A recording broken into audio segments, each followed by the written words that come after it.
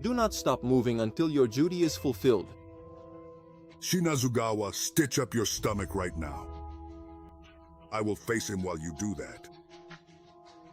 Sanemi, still surprised by Himejima-sama's entrance, replies. All right, thank you very much indeed. Himejima-sama begins to spin his chain and moves toward his opponent. Kokushibo takes the moment to use the same technique Tanjiro used against Akaza and analyzes Gyomei using the transparent world vision. Incredible, his body has been perfected to the limit. It has been 300 years since I met a swordsman with such strength. Himejima prepares for the attack and Kokushibo notices something strange in the air. The air is being drawn toward him. What does he plan to do using this technique? Himejima finally attacks Kokushibo, but he dodges easily. The moon breathing. Before finishing his technique, Kokushibo is surprised by the other end of the chain that Himejima-sama uses. The chain has two distinct ends. On one there is an exceptionally heavy spiked ball, and on the other, an incredibly sharp axe. He is hurling the axe as well. Throwing weapons with both hands at the same time is an incredibly rare sight. Himejima steps on his chain to change the movement of his weapon.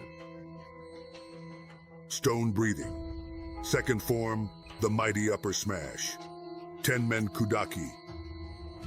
Kokushibo is about to be crushed by the spiked ball, but he is very fast and manages to dodge.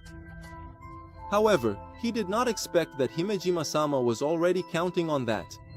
With a movement of the chain, he tries to loop it around his neck.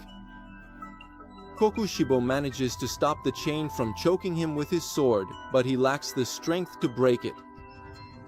What do you mean I cannot cut the chain?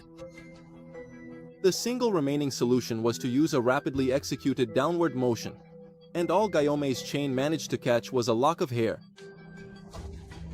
The purity of the iron in the chain, the axe, and the ball of his weapon is very high. This cursed sword forged from my own flesh would be destroyed before I could successfully cut through that formidable weapon. Iron that has absorbed this incredible amount of sunlight had never been discovered even in the Sengoku era, a time when the art of forging was at its peak. However, I simply have to find a way to get myself within its effective range. Apparently, Kokushibo has a clear idea of exactly how to deal with his opponent's massive weapon and charges directly at Gyomei.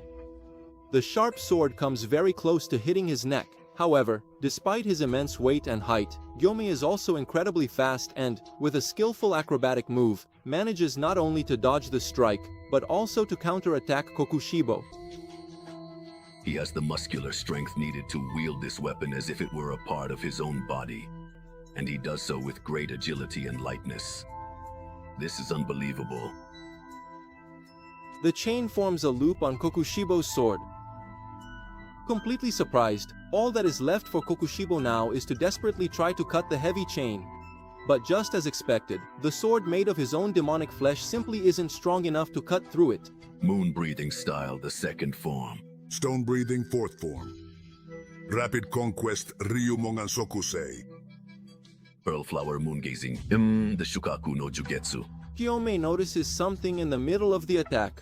Everything that is broken regenerates almost instantaneously, just like my sword. Attacks against me are completely futile. You're nothing more than another pathetic human.